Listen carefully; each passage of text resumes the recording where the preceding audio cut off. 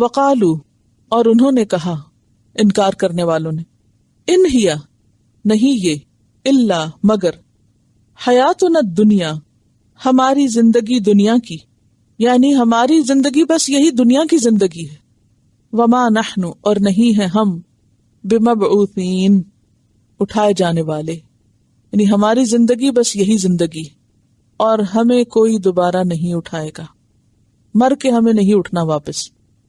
تو اہل عرب میں ایسے بھی لوگ موجود تھے جو آخرت کا پورا انکار کرتے تھے، اور وہ کہتے تھے کہ زندگی بس یہی زندگی ہے، اس کے بعد کوئی زندگی نہیں۔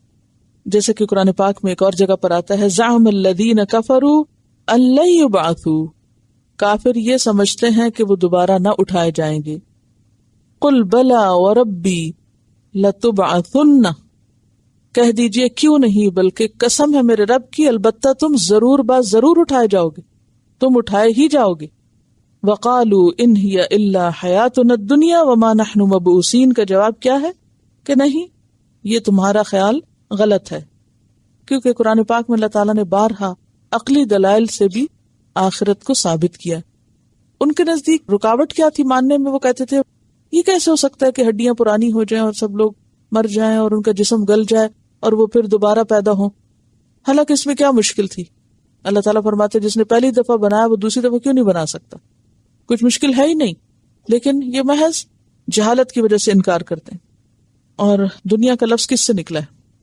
دنوب سے، دال نون واو سے۔ دنوب یا تو مرتبے کے لحاظ سے یا پھر وقت کے اعتبار سے۔ دنیا کا لفظی معنی ہوتا ہے قریب، قریب کی چیز یا کمتر درجے کی چیز۔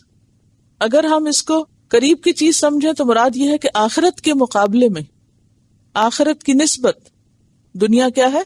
قریب ہے۔ آخرت کی نسبت دنیا قریب ہے۔ اور اگر ہم اس کو مرتبے کے اعتبار سے دیکھیں تو آخرت کے مقابلے میں دنیا کم تر ہے۔ کس اعتبار سے؟ مدت کے اعتبار سے۔ والآخرۃ خیر وابقی، آخرت اچھی بھی ہے اور زیادہ باقی رہنے والی بھی ہے۔ اور دنیا کی حقیقت کیا ہے؟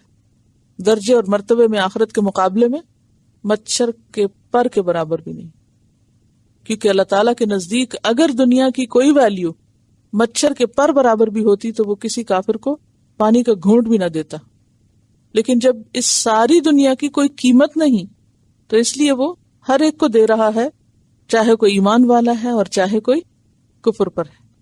یعنی بہت دفعہ لوگ پوچھتے ہیں نا کہ اگر کافر غلط کام کر رہے ہیں تو پھر ان کو اتنی دنیا کیوں ملی ہوئی ہے؟ کبھی پوچھا کسی نے آپ سے؟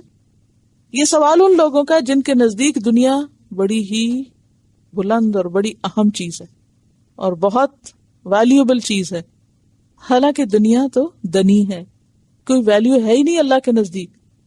تو یہ ناسمجھی کا سوال ہے نا، کیونکہ بعض اوقات لوگ کہتے ہیں کہ کوئی فائدہ نہیں دین پہ چلنے کا، دیکھ لیا دین پہ چل کے کچھ نہیں ملا۔ کیا نہیں ملا بھائی؟ دنیا نہیں ملی۔ تو انہوں نے دین کو سمجھا کیا تھا؟ کوئی شخص جو دین کو سمجھتا وہ ایسی بات کر ہی نہیں سکتا، اور نہ وہ یہ سمجھ سکتا ہے۔ اس کو دنیا میں سے تھوڑا حصہ ملے یا زیادہ ملے، اس کے نزدیک دونوں چیز کو بہت بڑی بات نہیں۔ نہ ملے تو وہ غم نہیں کھاتا، مل جائے تو وہ تکبر نہیں کرتا، کیونکہ اس کی کوئی ویلیو نہیں ہے، نہ ہی وہ اس کے پیچھے بھاگتا، نہ ہی اس کے نزدیک ان چیزوں کی کوئی قدر و قیمت ہے۔ وہ اس کو ایک ضرورت سمجھتا ہے کہ ہاں ضرورت ہے، اس لیے وہ اس کو حاصل کرتا ہے۔ وہ بڑا بننے کے لیے اس کو حاصل نہیں کرتا، وہ دوسروں پہ فخر جتانے کے لیے حاصل نہیں کرتا، وہ کس لیے حاصل کرتا؟ یعنی اب یہ ایک اشکال کا مطلب یہ کہ ایک مشکل، ایک کنفیوژن یہ ہو سکتی ہے کہ اچھا اگر دنیا کی کوئی ویلیو ہے ہی نہیں اور مچھر کے پر کے برابر بھی نہیں تو پھر ہم سارے کیوں محنت کرتے ہیں دنیا کے لیے؟ کیوں بھاگ دوڑ کرتے ہیں؟ کیوں کاروبار کرتے ہیں؟ کیوں بزنس کرتے ہیں؟ کیوں محنت کرتے ہیں؟ پھر چھوڑ دینا چاہیے سب کچھ، تو ضروریات کے لیے۔ وہ ایک ذریعہ ہے آخرت تک پہنچنے کا، اور بس اس لیے نہیں کہ وہ محبت کے قابل چیز ہے یا بہت اہم چیز ہے یا بہت عمدہ چیز ہے، کچھ نہیں۔ تو جو شخص دنیا کی حقیقت سمجھتا ہو وہ دنیا کے آنے پر کبھی پراؤڈ فیل کر ہی نہیں سکتا، اور جانے پر کبھی اپنی جان نہیں گنوا سکتا۔ دنیا کے جانے پر جان کون گواتا ہے؟ جو دنیا کو مچھر کے پر سے زیادہ سمجھتا ہے۔ تو چونکہ اللہ کے نزدیک اس کی کوئی حقیقت حیثیت ہے نہیں، لہذا وہ دنیا میں سب کو خوب خوب دے رہا ہے، اور ایسے لوگوں کو بعض اوقات زیادہ دے رہا ہے جن کو آخرت میں کچھ ملنے والا نہیں۔ تو جو بے وقوف لوگ ہیں، ناسمجھ لوگ ہیں، وہ ایسی چیزوں کو دیکھ کر مروب ہو جاتے ہیں، متاثر ہو جاتے ہیں اور اس کے پیچھے بھاگنے لگتے ہیں، اور پھر جو ایسی چیزوں کے پیچھے بھاگنے لگ جائے اس کا سارا سکون لٹ جاتا ہے۔ دیکھیے لٹرلی ذرا سا سوچئے، اگر کہیں مچھر مرا پڑا ہو اور اس کا ایک پر ٹوٹا ہوا آپ کو دکھائی دے تو کیا آپ کسی سے مقابلہ کریں گے؟ تم لیتے ہو کہ میں لوں؟ کریں گے؟ کیا کیفیت ہوگی اس وقت؟ حقیر چیز ہے، اگر مجھے مل جائے تو ٹھیک ہے، اگر تمہیں مل جائے تو بھی مجھے کوئی شوق نہیں ہے اس کا۔ مومن کو شوق نہیں ہوتا، اس کے دل میں حرص اور لالچ نہیں ہوتی کہ اس کی ویلیو نہیں۔